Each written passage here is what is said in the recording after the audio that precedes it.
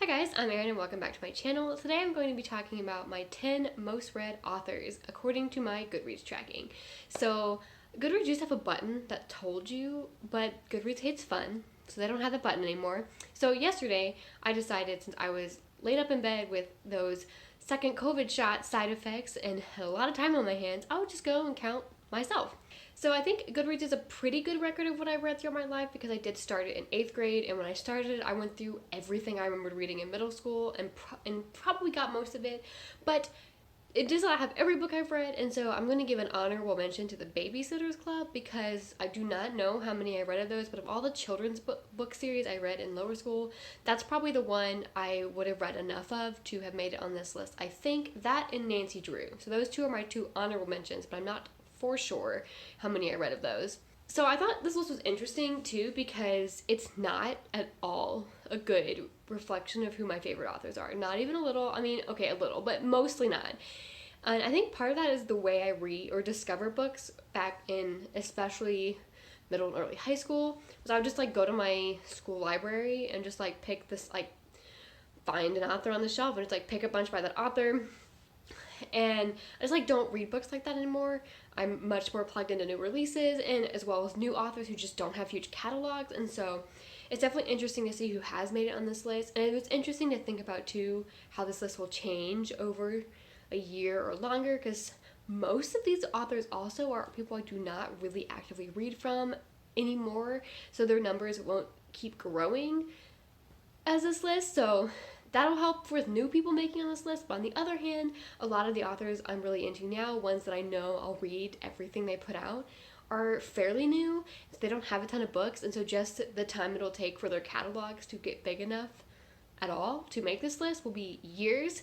So it definitely will be an interesting list, I think, to kind of check in every year just to see if there has been any spot changes. So getting started with the list, there was a two-way tie with 11 books each with 9th and 10th place, first being James Patterson. And so this is largely because of this series, Maximum Ride. I adored this series in middle school. The first 5 books of it remain as like one of my nostalgia favorite of all time series.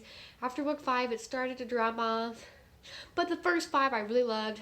I was so into these in middle school.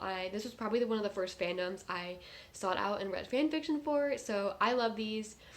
I'm definitely not into James Patterson anymore. This is definitely not someone I read from anymore, mostly because I'm just like not interested in any of the stuff he writes.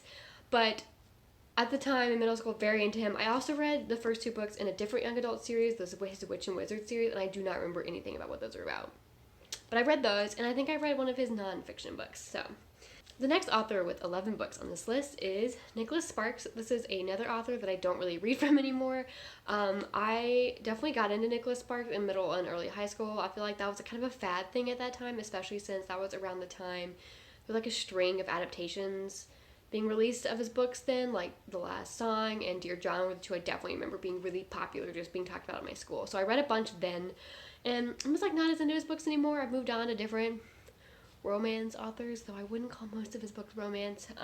Now that I know better what a romance capital R book is, I will say The Longest Ride by him is one of my favorite books, and I have reread that one multiple times. But I just like don't really see myself really picking up any of his other books. So next, in 8th place with 12 books, is Lee Goldberg, and this is entirely because of this media tie-in series. Monk was a detective show that went on for about 8 seasons, I think, that ended when I was in middle school, and I loved it. It's one of my all-time favorite TV shows. It's about this detective, Mr. Monk, who used to work for the police department, and I think in San Francisco. I think that's where it was. And after his wife got murdered, he kind of had a breakdown, and he has OCD and has a lot of kind of quirks that went along with it. I do not know how well the OCD is represented in the show. That's not something I would have recognized as a middle schooler, but and so they had this media tie-in book series of just mysteries. They were all just one book mysteries, and my mom and I devoured these, so I read a bunch of these. Next, tied again at 6th and 7th place with 13 books each. First, we have Susan Mallory. She is a contemporary romance author who's been writing for a while now. She writes the kind of contemporary romance that's like the small town romance vibes, not as much the kind of rom-com things that's really popular now. I've read only from her Fool's Gold series, which is it's a series that all takes place in Fool's Gold. It's a small town. And I like them. None of them were ever favorites, but I remember really liking them in high school as kind of like quick, easy reads. She was definitely one of two authors that I kind of credit with introducing me to adult romance, kind of mostly her with a little bit of a second one. And so I don't really read from her anymore. I'm not as interested in her vibe of contemporary romance as I was when I was first kind of starting to dip into adult romance. I've kind of moved to different preferences, but I definitely read a lot of them, and I enjoyed all of the ones I read. They were all fun.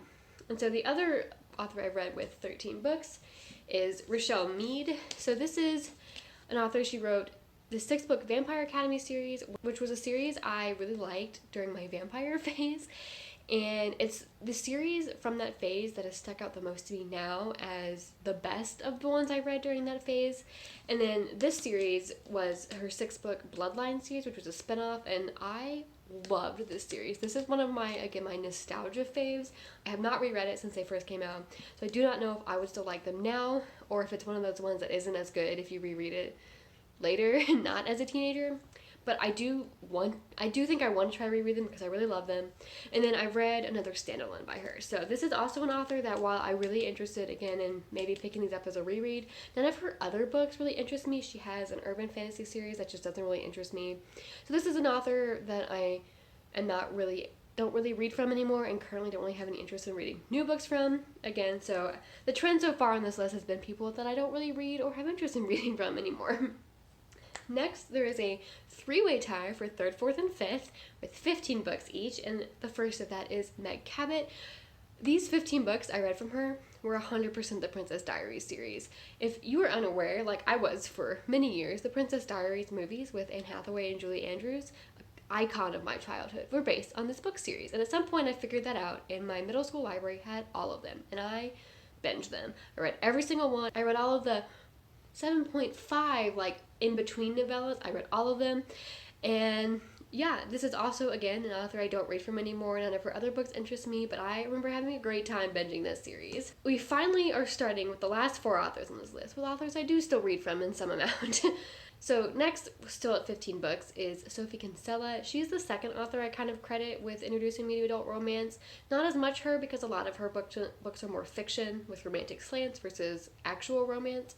But some of hers are actual romance, and so the first books I read that got me into her was the Confessions of a Shopaholic series, which is another book series that was made into a movie that I saw when I was in middle school and enjoyed. And since then, I've read many of her standalones, and she's one author that tends to release about one standalone a year, and I usually pick it up. Her books are kind of hit or miss. Some of them are kind of just fine, but I really like some of them, they're all quick reads, so I tend to just pick up all of the new ones she releases and have a nice time. They're fun, easy reads, and yeah. So this is an author that I do read some still. And then the last author at 15 books is Debbie Maycomer. She's another romance author in the similar vein of Susan Mallory, she's been around forever. She literally has so many books out, and she does small town cozy romances, the kind of thing you would see at the grocery store. And I got into her in 2019 in the summer when I was interning, and I was doing a kind of internship that had a lot of brainless grunt work, and so I listened to so many audiobooks that summer, and they were all romance audiobooks. The author who I listened to the most that summer was Debbie Maycomer. I listened to a ton of her standalones and a couple of her smaller series. She has 2 really huge series, the Cedar Cove and the Blossom Tree series. I read actually one from one of those series, but I haven't really looked into reading those series, but I have read a couple of her shorter series and a bunch of her standalones, and I really enjoy her. She's probably my favorite romance author from the side of contemporary romance. That's the more small town cozy ones.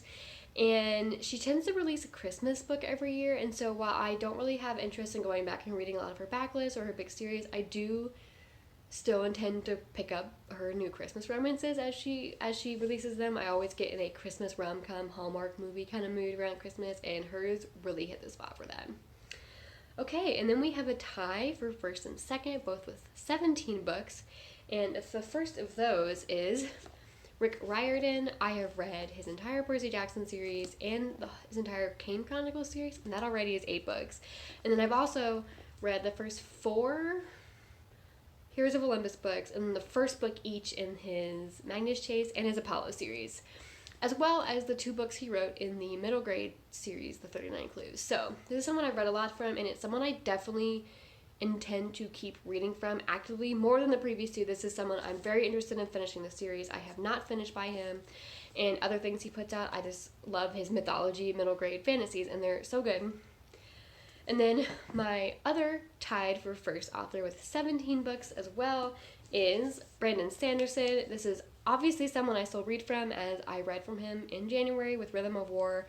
And he has some backlists I haven't read. I think I read all the Cosmere novels. There are like 1 or 2 Cosmere like short stories I haven't read. I read all the Cosmere novels. I have a couple of his young adult backlists I haven't read, and I definitely intend to keep reading all of the Cosmere books. So him, as well as with Riordan, I think will keep the top spots on this list for a while, maybe forever, honestly. They have such a head start already on other authors I love with 17 books that I cannot see them I can see them flipping on where they are in relation to each other, but I cannot see the top 2 spots going to other people for a while.